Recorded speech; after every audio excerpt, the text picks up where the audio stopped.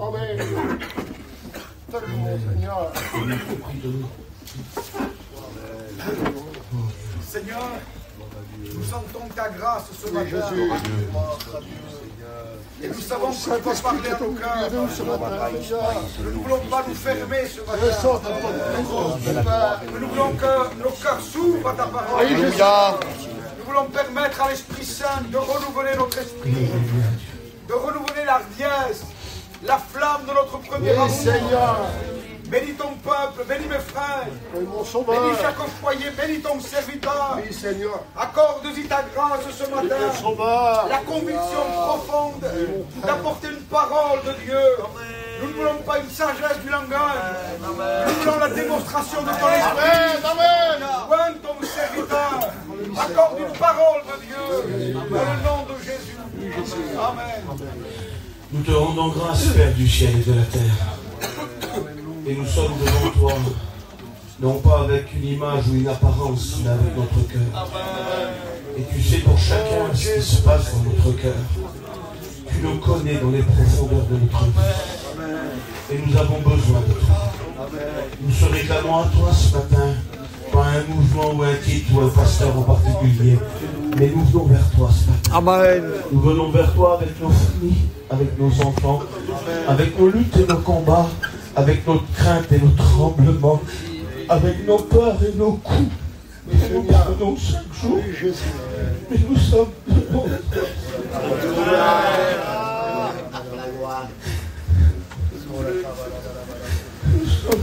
Gloire à Dieu. Alléluia. J'ai peur, Seigneur. Que je sais que tu es là. Amen. Viens nous faire du bien. Élimine ce qui pourrait prendre ta place. Enlève toutes les actions de la chair. Détruis toute forme d'orgueil qui pourrait te séparer de ce message. Détruis ma personne, je le suis. Brise, Seigneur, ce qui empêche la gloire de Dieu. Fais descendre tout ce qui a besoin d'être descendu. Qu'on soit au tapis, Seigneur, que la chair soit au tapis, afin que ta gloire prenne la place dans cette réunion. Brise les ténèbres. Renvoie le diable, renvoie-le. Renvoie-le par ta parole, renvoie-le par ton esprit, renvoie-le par ta présence. Que les cœurs s'ouvrent, que l'esprit s'ouvre et que les gens se sentent bien ce matin. Parce que toi tu es là, Seigneur. La valeur, c'est pas que je suis là, c'est que toi tu es là. Merci, Pachai, tu me priais aussi, Pachai. Alléluia, alléluia. Nous sommes touchés, c'est vrai, Seigneur, parce que tu es notre Père. Et tu aimes tes enfants et tu es là. Tu sais ce que nous vivons, Seigneur. Les temps difficiles, nos peurs, nos craintes, c'est vrai. Et nous espérons en toi. Nos regards ce matin sont sur toi. Oui, tu es notre Père. Oui, tu es maître de tout. Oui, tu vas bénir ton serviteur pour nous. Oui, Seigneur, l'onction est sur lui. Tu as dit que tu ferais de tes serviteurs une flamme de feu. Alléluia, embrase-le. Embrase-nous, embrase ton Église. Élève-la pour toi. Au milieu de ce monde corrompu et perverse. Devant le diable et tous les combats et devant toutes les luttes. Que tous les frères, que tous les sœurs soient bénis. Que ce que nous avons laissé à nos maisons, Seigneur, qui ont besoin de toi, soient bénis maintenant. Tu vois mes filles, tu vois ma famille. Dans le nom de Jésus, Amen. Amen. Alléluia. Vous savez, j'ai une crainte dans mon cœur. Je voudrais vous la partager. J'ai peur de quelque chose et je voudrais vous le partager. J'ai pas peur du message que je vais prêcher. J'ai pas peur s'il sera beau, qu'est-ce que vous allez en dire. Ça, c'est pas mon affaire, ça me regarde pas. Il y a quelque chose que j'ai peur, c'est que la bénédiction, l'onction parte de moi. Ça, j'en ai peur. J'ai peur de ça. Parce que si le Saint-Esprit s'en va de moi, je suis un homme foutu. Je suis perdu, Tony. Je te promets, Tony, que si lui il s'en va, je suis mort. Je vous promets que si lui il part de moi, je suis un homme mort. Je suis un homme perdu. Écoutez, dans votre vie avec Dieu, Essayez de vous préoccuper à garder l'Esprit Saint. On peut perdre une maison, on peut perdre des choses, mais gardez Dieu. Gardez Dieu parce qu'il vous gardera jusqu'à la fin. Quand vous allez mourir, écoutez, je ne vous le souhaite pas, vieillissez le plus vieux possible. Mais quand vous allez mourir, est-ce que c'est votre maison, votre voiture, est-ce que c'est votre famille ou vos enfants qui vous portera au ciel? Qui c'est qui vous emmènera au ciel? La seule chose que vos enfants peuvent faire, c'est d'être à vos chevets, là, au pied du lit, et vous accompagner jusqu'au dernier souffle. Et quand les yeux se ferment, quand les yeux se ferment sur cette terre, quand vous avez gardé Jésus toute votre vie, il vous prend, il vous porte jusqu'au ciel. Préoccupez-vous, regardez Jésus, regardez Jésus, regardez Jésus. Vous pouvez tout perdre, mais gardez Jésus. J'aimerais lire un verset que j'ai lu tout de suite et je vous le lis. Je lui dis, oui, mais il m'a fait du bien, il m'a fait du bien. Je pense qu'il va vous faire du bien. Le Seigneur m'a un peu parlé dans ce verset, ou peut-être beaucoup parlé, il m'a beaucoup encouragé tout de suite dans ce verset. J'aimerais vous le transmettre et après, j'aimerais aller dans le message où Dieu a mis sur mon cœur pour vous et pour moi. Je ne vais pas m'exclure des messages, je ne sortirai pas de ce message parce que j'en ai vraiment besoin. Je vais me prêcher à moi-même. Je sens que ce message va me faire du bien. Je sens que ce message va soigner mon cœur. Je sens que ce message va me restaurer. Il va me restaurer ce message. Je sens, écoutez, soyez ici, Dieu arrive. Écoutez le verset que Dieu m'a donné tout de suite, je vous le lis. C'est Jérémie 39, versets 17 et 18. Il dit, mais en ce jour-là, ce matin, en ce jour, dit Dieu, en ce jour, je te délivrerai, dit l'Éternel. J'aimerais que vous écoutez, s'il vous plaît, pendant la petite demi-heure que nous allons prendre dans le message. Essayez d'être ici et non pas ailleurs. Que votre esprit s'ouvre sur la parole de Dieu. Vous savez ce qu'il m'a dit Dieu les autres jours? Il m'a dit, avant que la parole arrive, il faut débarrasser les esprits. Amen. Il dit, les esprits sont embarrassés. Et quand l'esprit est embarrassé, la parole a du mal à atteindre le cœur. Oui, amen. La parole a du mal à atteindre le cœur. Il semblerait qu'on parle, pardonnez-moi, dans le vent. Parce que nos esprits sont embarrassés. Nos esprits, écoutez, nos pensées sont embarrassées. Et puis Dieu dit, avant que la parole arrive, il faut faire un travail, débarrasser l'esprit. Il faut que le Saint-Esprit arrive et qu'il fasse le chantier, pardonnez-moi de l'expression, débarrasser toutes choses pour que l'esprit soit libre afin que la parole rentre dans nos cœurs.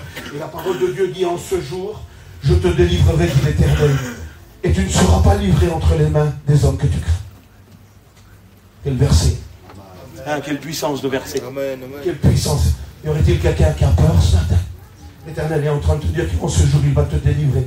Et tu ne seras pas livré entre les mains de les hommes que tu crains.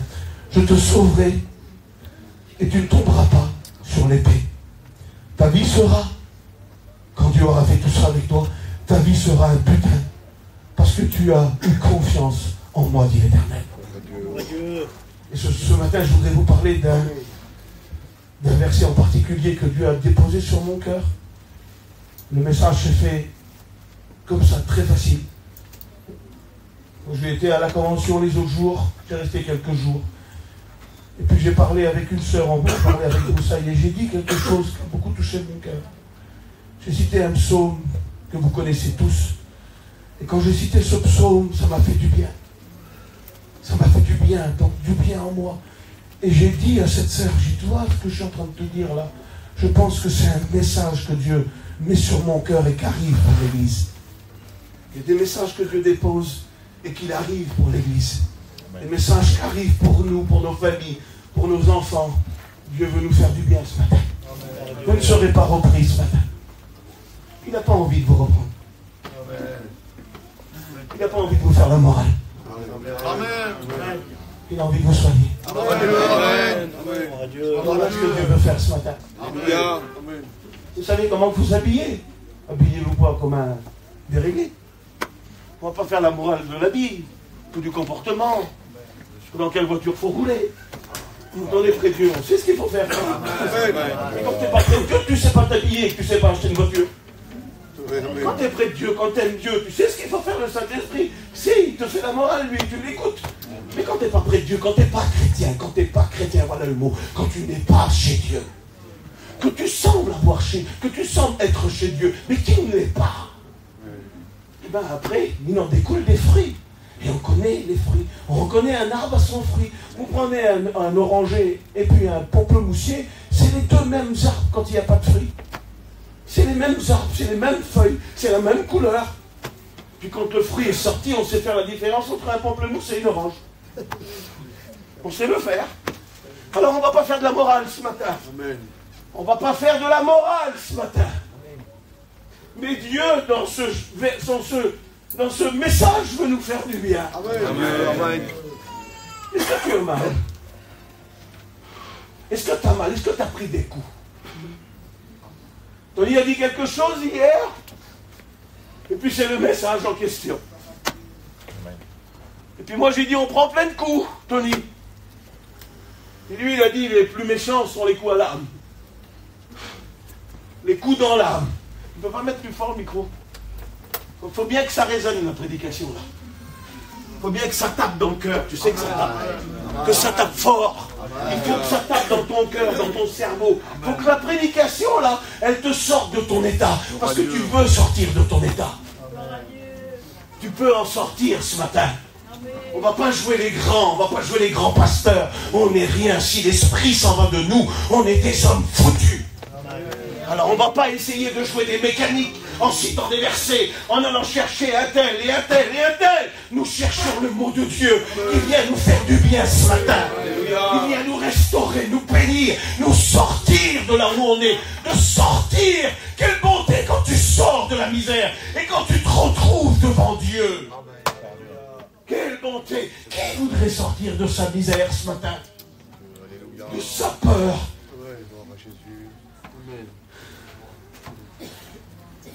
Le message, c'est la restauration. Dieu veut nous faire du bien. Parce que ce n'est pas des coups que je vous parle. Les cicatrices de la chair, des coups qu'on peut prendre. Cela, ça se soigne très vite avec une bonne pommade. Ou un bon cachet. Ou un bon docteur. Mais quand tu prends des coups dans ton âme, quand ton âme est touchée, pardonne-moi l'ancien, quand ton âme est touchée, quand ton âme est touchée, tu as pris des coups à l'âme. Vous savez, nous là, corps, âme et esprit. Quand la chair est touchée, ça fait mal, c'est cicatrisant, ça se répare vite. Mais quand tu prends des coups dans ton âme, il n'y a pas un remède au monde, il n'y a pas un médecin au monde, il n'y a pas un cachet au monde, il n'y a pas un docteur au monde, il n'y a pas un hôpital qui peut réparer les coups à l'âme. Il n'y a personne, mon Tony. Il n'y a personne. Et puis ce matin, Dieu m'a orienté, m'a guidé par un homme d'expérience. Parce que dans la parole de Dieu, il y a des écrits. Ces choses ont été écrites pour vous servir d'expérience. Et il y a des hommes qui ont subi, qui ont vécu, qui ont été meurtris. Et Dieu, on a fait des géants. Il les a inscrits dans son livre. Et il nous les transmet comme exemple ce matin. C'est pas pour élever les hommes de la Bible. Parce que si on doit élever, c'est Jésus. Mais ces hommes sont là. Et ils ont gardé le cap. Ils ont gardé l'amour de Dieu. Et Dieu les a sortis de toute leur misère. Et Dieu a déposé un verset dans mon cœur les autres jours. Les coups à l'âme font très mal. Mais nous avons le remède. Amen. Il faut juste s'identifier. Juste dire c'est moi. J'ai mal. J'ai pris un coup. On m'a donné un coup. J'ai fait des choses qui m'ont fait mal. Mais Dieu va parcourir les rangs pour nous soigner. Tony a dit hier, j'ai besoin de nourriture, Donald. J'en ai besoin. Tony, je voudrais te dire avec fierté, mon Seigneur, notre Père, va te nourrir ce matin. Amen. Pas parce que c'est nous qui prêchons, Enlevez tout ça de votre mémoire. Enlevez tout ça de votre esprit. Tenez-vous devant Dieu ce matin. Nous allons lire le verset en question que Dieu m'a donné. Le verset en question, vous le connaissez. Il l'a écrit, lui, par expérience. Les théologiens disent qu'il l'a écrit à la fin de sa vie. Et moi, je le crois qu'il l'a écrit. Il y en a d'autres qui disent qu'il l'a écrit au démarrage. Moi, je crois plutôt qu'il l'a écrit à la fin. Parce que c'est à la fin qu'on connaît bien Dieu. Quand il nous a sortis de nos misères, et quand on aurait dû être châtié et qu'il ne l'a pas fait, la Bible dit qu'il garde le silence dans son amour. Il a pour toi des transports d'allégresse, mais tu as mal fait, mais tellement qu'il t'aime, il garde le silence dans son amour. Et comme tu reconnais Dieu dans son amour, alors tu peux écrire après, tu peux dire de lui, tu peux transmettre un message.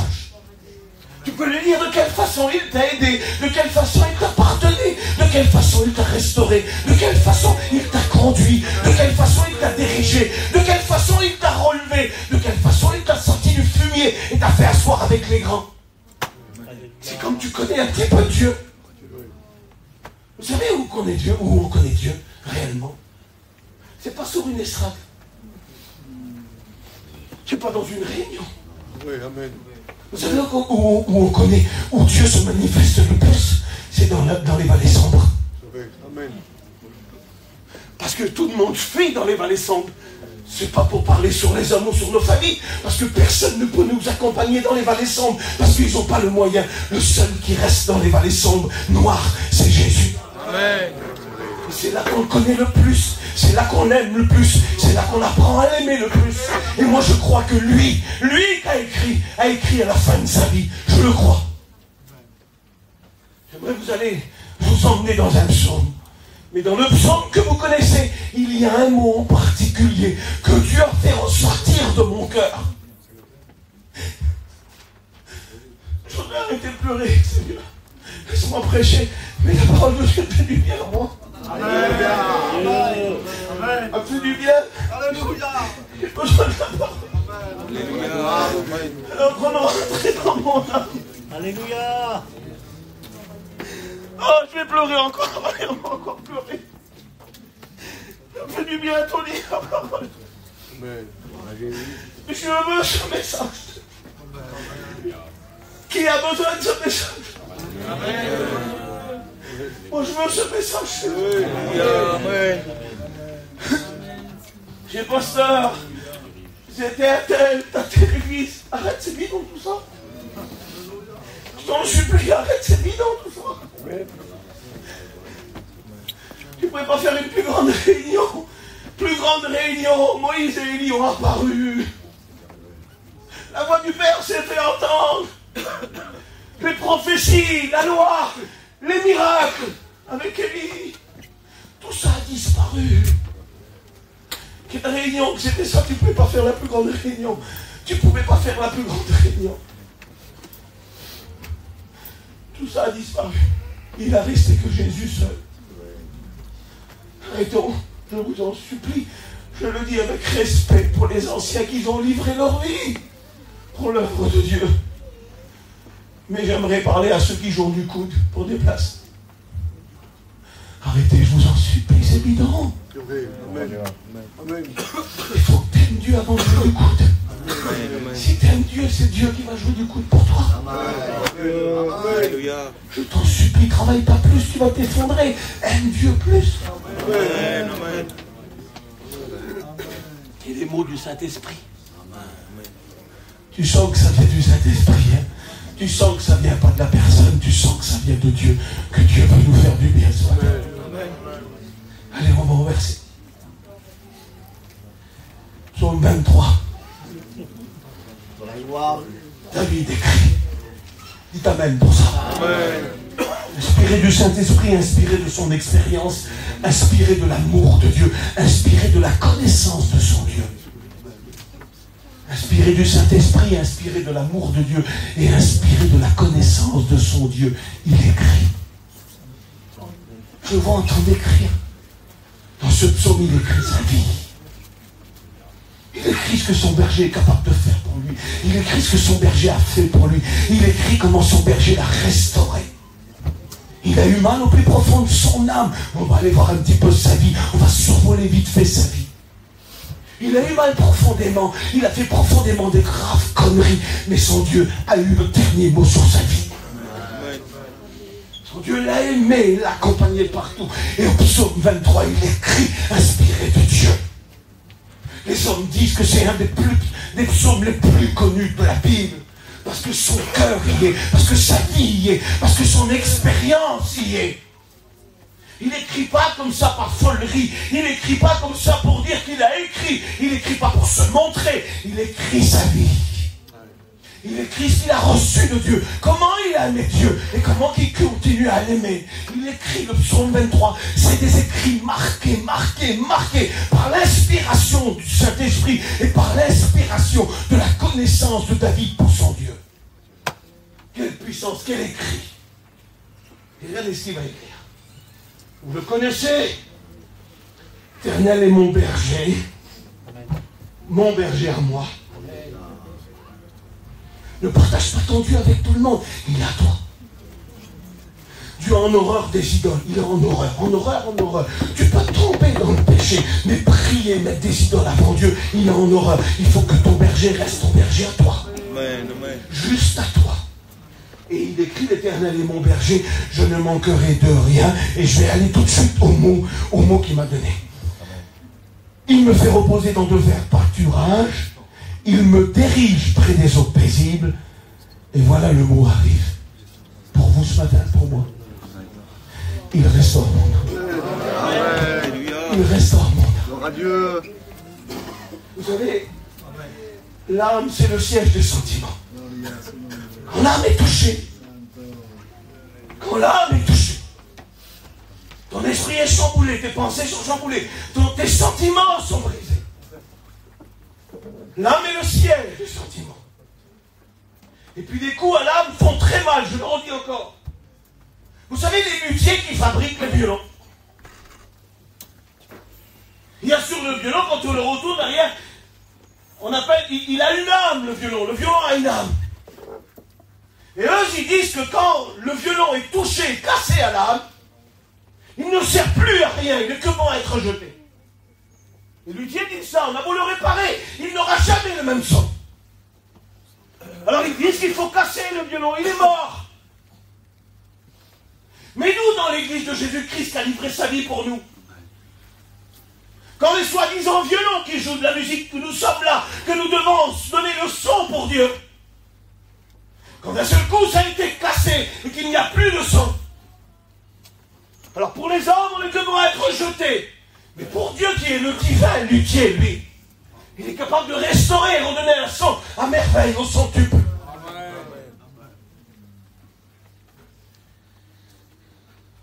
savez, quand le cœur est touché, ça fait mal. Quand le cœur est touché, combien de choses qu'il y a dans un cœur? Combien de dépôts on peut déposer dans un cœur?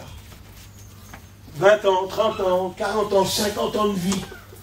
Combien de choses a été entreposées? Combien de choses a été déposées dans nos cœurs? Pardonnez-moi, s'il vous plaît. Le passé nous fait mal et nous ramène dans des choses. Et il y a des choses qui nous ont fait mal. Il y a des images, des coups qui nous ont fait mal. Puis on est assis ici ce matin, et parfois on retourne dans le passé, dans des images. Puis quand on regarde dans notre cœur ce grand dépôt qui est notre cœur, qui a accumulé des choses pendant 50 ans, 60 ans, 80 ans, et des choses qui ont fait mal à l'âme, personne ne peut les réparer. Et ce matin, le Seigneur, lui, il peut le faire.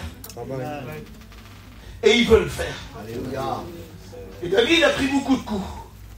Il a pris des coups à l'âme. Beaucoup de coups à l'âme. Et puis à un âge avancé, il a écrit le psaume 23. Et puis quand David commence, ça commence quand il est loin. Parce que quand quelqu'un est loin, c'est là que les ennuis commencent. Hein? T'es loin, toi, mon Pachai? T'es un homme loin? Voilà, je ne veux pas élever l'homme, je ne veux pas élever Tony, je ne veux pas élever les anciens. Mais on a été loin de Dieu. Et quand tu es loin, véritablement loin, C'est là que les ennuis commencent, parce que tu as toute une horde de démons derrière toi. Le diable en personne, quand ceux qui ne sont pas loin n'ont pas d'ennui. C'est vrai. Ah oui, c'est vrai. C'est vrai à 3000%. C'est vrai ou pas? Oui. Si tu n'es pas loin, et puis que tu es chancelant et que tu vis n'importe comment, tu déranges personne. C'est vrai, amen. Mais les ennuis ont commencé à David à l'âge de 17 ans, lorsqu'il a été loin. Lorsqu'il est loin de l'huile de Samuel, qui vient du ciel, lorsqu'il est loin, c'est là que les ennuis commencent. Écoute. Tu veux savoir si tu es un véritable? Eh ben, écoute, si tu as des ennuis, c'est que tu es loin. Mon Dieu. Si tu n'as pas d'ennuis, c'est que tu n'es pas loin. Oui, amen. Si tu n'es pas embêté par l'ennemi, par le diable, si tu n'as jamais rien et que tu es sur tes lauriers, eh ben, creuse-toi les ménages parce qu'il y a un problème. Amen. Mais comme tu es embêté, comme il y a de la résistance, quand il y a de l'opposition, quand le diable se déchaîne, quand le diable veut descendre, ça veut dire que t'es loin, t'es connu. T'es connu dans le royaume de Dieu, mais dans le royaume des ténèbres. Et David est loin, et les ennuis commencent. Ils viennent de descendre Goliath, le géant. Et puis son beau-père qui lui donne sa fille va tomber en jalousie, lui, le beau-père. Il est beau, le beau-père. Il y a des vilains beaux-pères. Il y a des vilaines belles-mères. Toi, tu veux marcher loin, puis tu as le vilain beau-père qui est jaloux contre toi. Et puis parce que David a tué Saül a tué ses 1000. Et puis David, c'est 10 000. Moi, mon beau-fils a été appelé au ministère. Je souhaite dans mon cœur qu'il soit 1000 fois plus béni que moi. Je ne serai pas jaloux de toi, Mike. Il s'appelle Mike. Je me glorifierai de ta réussite en Dieu. Mais un vilain beau-père qui ne connaît pas trop Dieu, eh bien parce que Saül a tué 1000 et l'autre 10 000, la jalousie va rentrer en lui. Et le petit jeune de 17 ans, là, les ennuis commencent, les coups de la vie commencent très jeunes. Savez-vous ce qu'il va faire? Il faut qu'il parte 10 ans. Dans ces 10 ans de temps, des coups à l'âme, des mauvais coups. Le beau-père le poursuit à plusieurs reprises pour le tuer. Mais l'homme, moi, lui, est protégé par Dieu. Tu peux avoir des mauvais coups par ta famille, par ceux qui t'entourent. Reste loin, je t'en supplie. Ne porte pas la main, ne te revanche pas. Un jour, il va trouver Saül, il coupe le pan de son vêtement et il ne met pas la main sur le roi de Dieu. Laisse faire Dieu, ne te revanche pas, car ton huile fraîche, elle est plus précieuse que la revanche. C'est Dieu qui te rendra justice dans ton problème, dans ton misère. C'est Dieu qui t'accompagnera.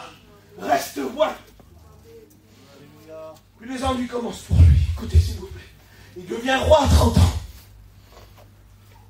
Parce que Dieu a parlé sur sa vie. Dieu a parlé sur ta vie. Et même s'il y a des mauvais coups, ça va s'accomplir ce que Dieu a dit. Il devient roi à 30 ans. Et puis il règne à 7 ans et demi sur Juda et après il prend tout Israël. Et écoutez s'il vous plaît, quand il prend tout Israël, cet homme déjà depuis 20 ans est au pouvoir.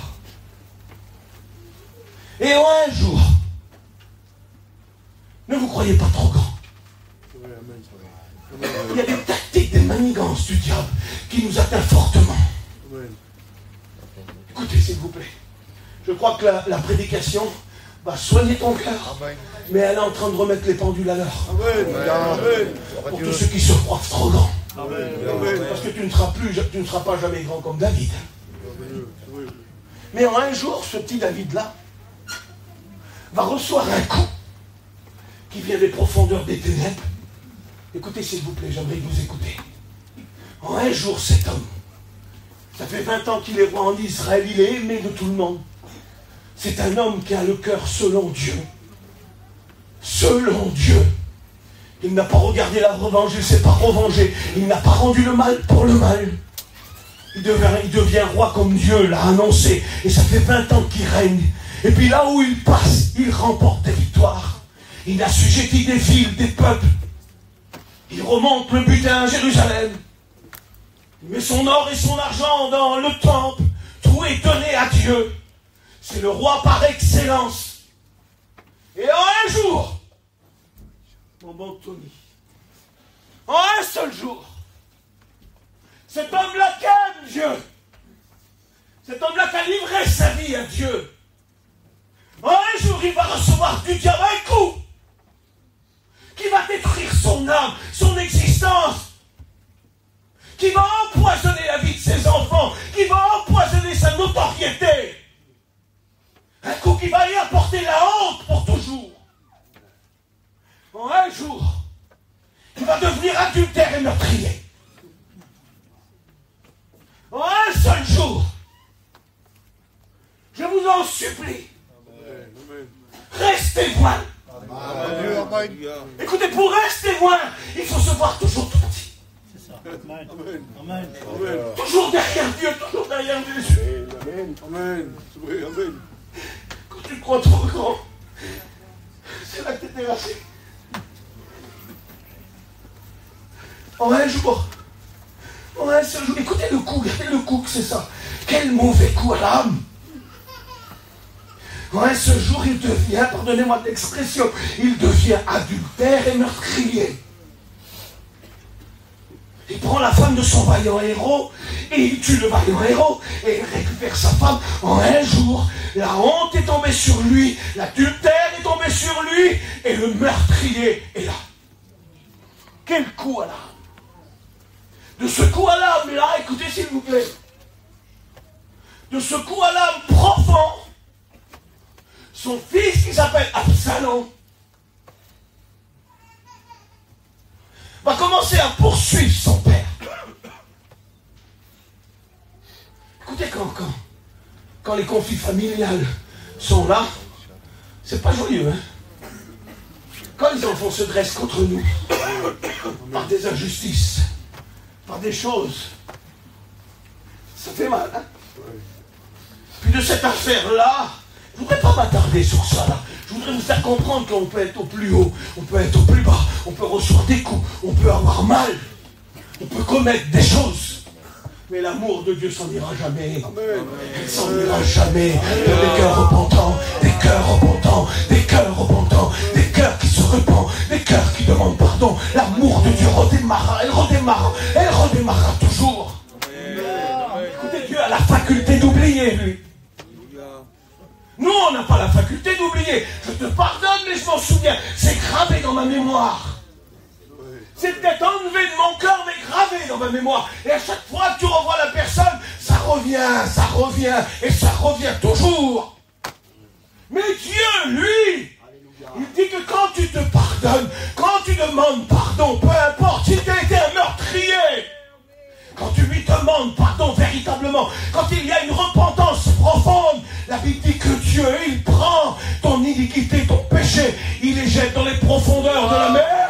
Mais écoutez, la mémoire de Dieu s'efface. Il dit, je ne m'en souviens plus. N'allez pas ramener les péchés d'un tel, ou les péchés d'un tel, ou les péchés à l'autre. Vous n'avez pas le droit d'aller pécher les péchés des autres. Dieu ne pêche pas les péchés des autres. Toi, tu n'as pas le droit de le faire. Alors si tu veux être pardonné, ne pêche pas les péchés de ton voisin. D'accord? D'accord? Qui es-tu pour aller repêcher ce que Dieu a effacé, ce que Dieu a envoyé? Qui es-tu, toi? Ne pêche pas les péchés des autres. T'en as assez comme ça de confesser. Il va perdre 3 fils. Et une fille. Elle est comme perdue, elle devient folle. Et les coups.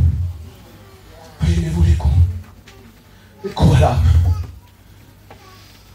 Quand il arrive à la fin de sa vie, il a 70 ans. Il meurt pas longtemps après. Il est mort à 70 ans. Il est mort tout jeune. À la fin de sa vie, il semblerait être tranquille. Quand on a des cheveux blancs, on ne fait plus d'erreur. Détrompez-vous. Soyez vigilants. Des fois, on est plus sage, mais on fait aussi de graves erreurs. Ça veut des fois rien dire, des cheveux blancs. Hein. Parce que lui a 70 ans. Il a été pardonné de toutes ses erreurs. Et il recontinue encore. Il fait quelque chose, il pêche lui-même contre la loi de l'Éternel, il fait pécher tout Israël.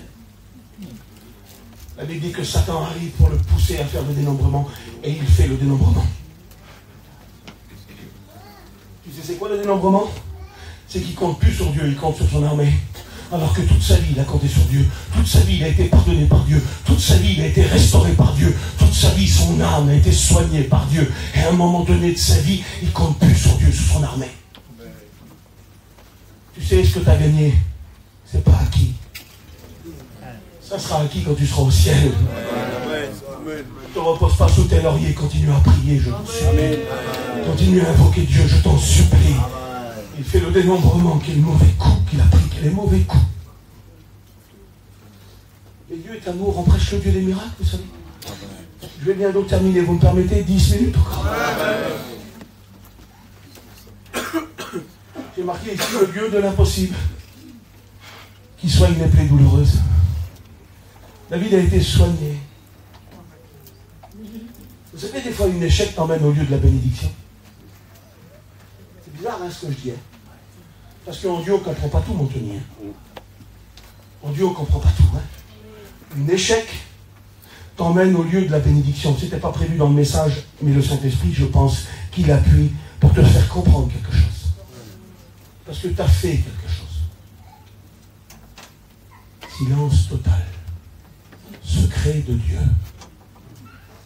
Tu as fait quelque chose. Et Dieu l'a vu. Et le diable l'a vu aussi. Et ce que tu as fait là, le diable est en train de te ronger. Il n'est plus possible pour toi d'être béni de nouveau, d'être pardonné de nouveau, d'être restauré de nouveau. Quand David fait le dénombrement, Dieu lui donne 3 choix.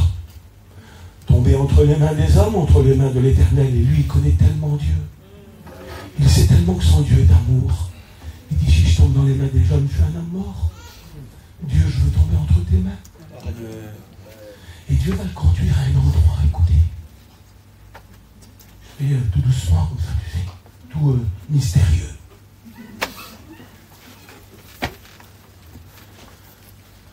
Dieu le conduit quelque part. C'est un échec.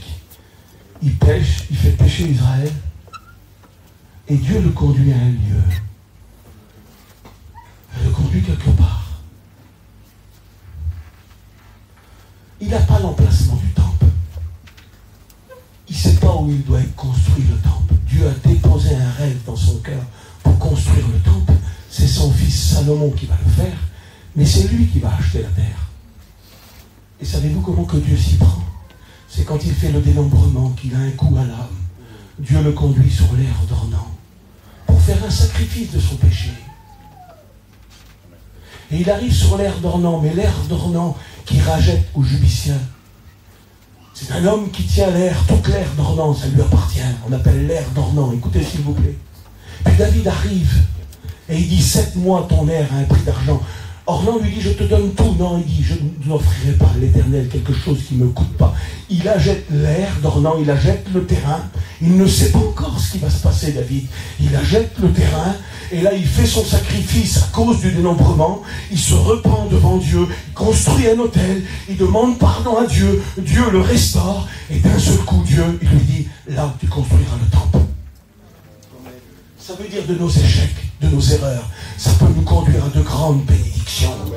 Le diable est en train de te dire que tu es foutu, tu es terminé, tu ne s'en sortiras pas, parce que tu as fait, tu as dit, tu as commis. Mais Dieu est celui qui restaure. S'il y a un réel pardon dans ton cœur, ce matin, il va te restaurer.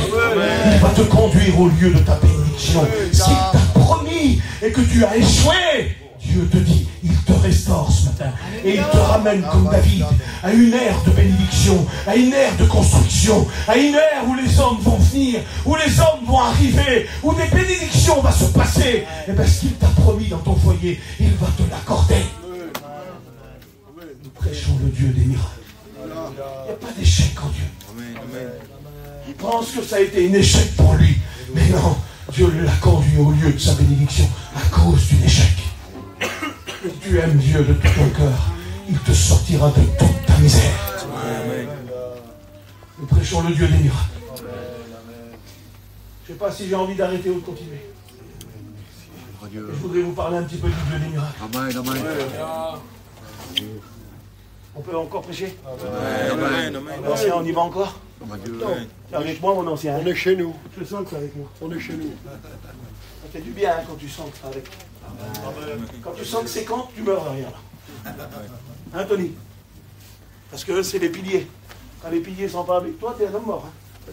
Et quand tu sens qu'ils sont là, quelle force. Amen. Amen. Quelle force. Je Dieu. ne devrais pas le dire ça, mais je le dis quand même. Alléluia. Hein?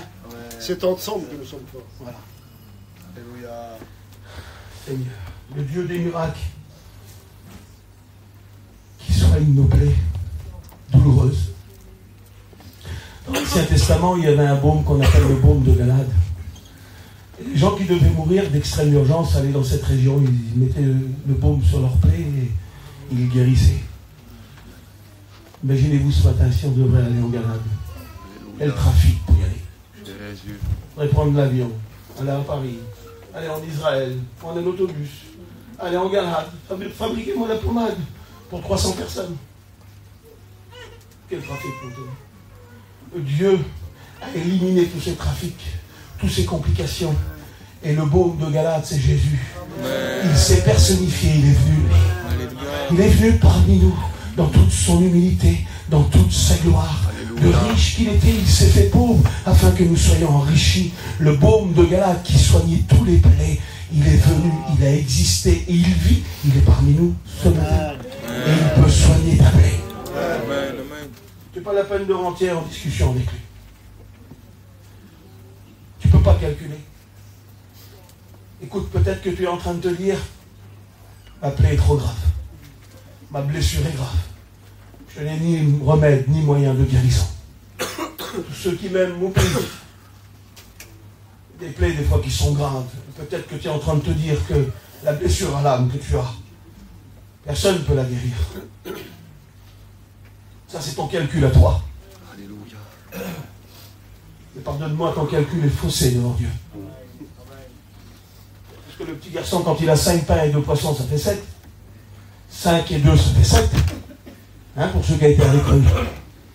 C'est bizarre qu'avec Jésus, ça fait 25 000. Il y en a qui calculent leur guérison, comment ils vont faire pour s'en sortir. Ils calculent, tu es en train de calculer comment tu vas faire pour t'en sortir. Calcule pas. Jésus, tu viens avec ton âme qu'après un coup. Il est venu avec ses 5 pains et 2 poissons. 7. Il y avait 5000 personnes.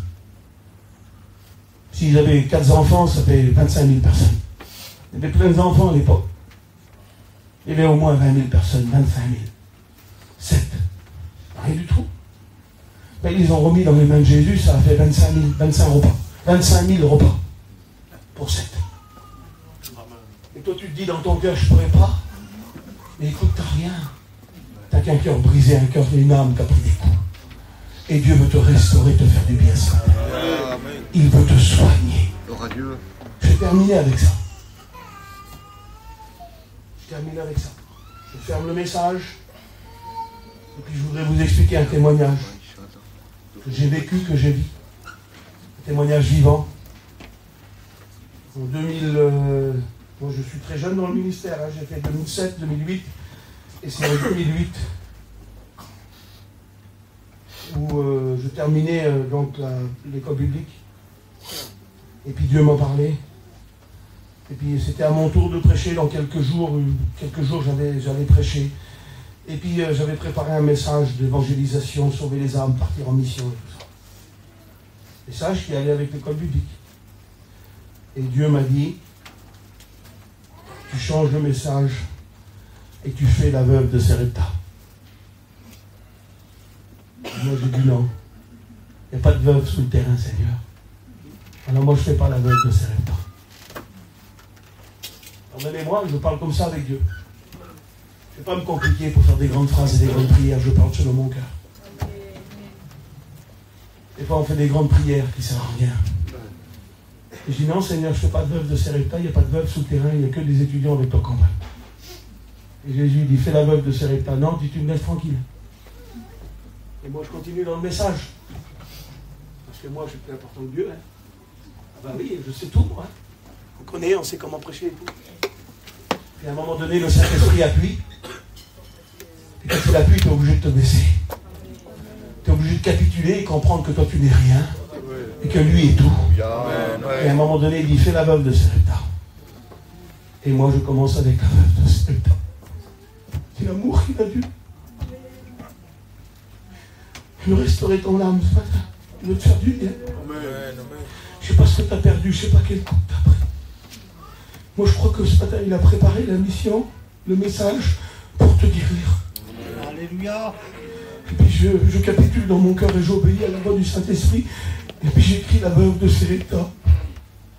Et au jour J que je dois prêcher, il y a une veuve de 45 km qui l'emmène, lui. Elle n'est pas sous le terrain, elle habite à 45 km. Mais cette petite veuve qui ramène là, un jour lui arrivait un malheur, il devait rentrer à l'école biblique et elle s'est réveillée un matin et son mari était mort, parti d'une crise cardiaque à côté d'elle. Et puis elle a tombé aveugle de ses yeux. Et puis il y avait des grands points d'interrogation dans sa vie. Et le jour où je fais la veuve de Sarepta, lui il la ramène de 45 km. Et quand il la ramène, il lui donne une prophétie. Et il dit, en ce jour, je vais ôter la douleur qui est sur ton cœur. Je vais refermer la plaie. Je vais enlever la douleur. Il dit, la cicatrice se verra toujours, mais j'enlève la douleur.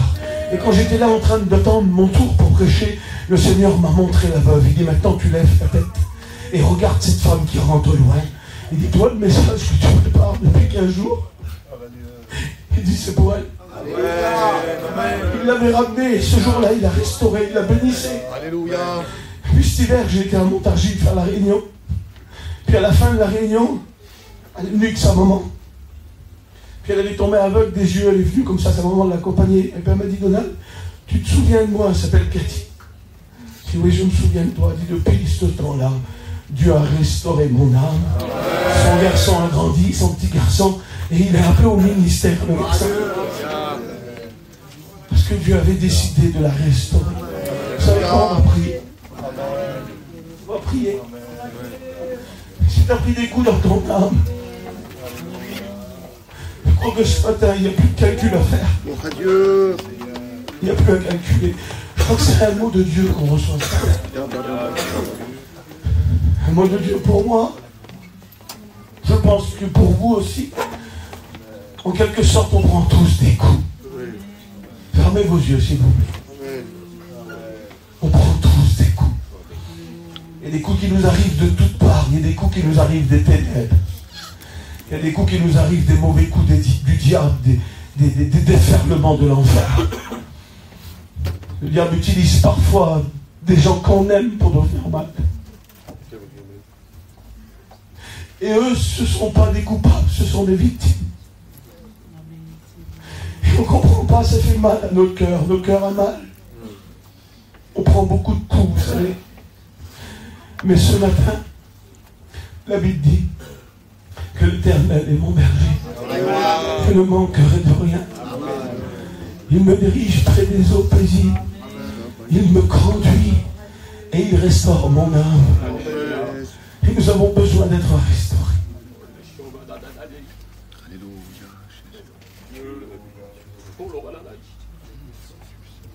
Ferme tes yeux. Et dis à Dieu, Seigneur, je vais t'apporter ce que j'ai. Je n'ai plus grand chose, mais je te l'apporte. C'est qu'un cœur qui est brisé, un coup à l'âme qui fait mal. Je ne sais pas comment tu vas faire pour me guérir. Mais Seigneur, je te fais confiance. Je te donne tout. Je ne calcule plus. Mais restaure-moi. Restaure mon âme. Fais-moi du bien. Bénis ma vie, mon cœur. Car j'ai besoin de toi, Seigneur. Vous savez quoi? Je vais demander à l'ancien qui est là, qui vienne prier. Je ne sais pas comment ça va se terminer. Je ne sais pas ce que lui va faire. Il fera ce qu'il veut. Je lui laisse toute la place. Et moi, je vais aller m'asseoir. Et j'ai besoin que mon cœur soit aussi restauré. Et j'ai besoin d'être soigné. Et j'ai besoin qu'on prie aussi Je veux vous voir fermer vos yeux. J'ai besoin que vous vous exprimez devant Dieu. Alléluia. J'ai besoin de te lever, crie à Dieu, fais-le bien. Dieu, merci au Seigneur pour le message.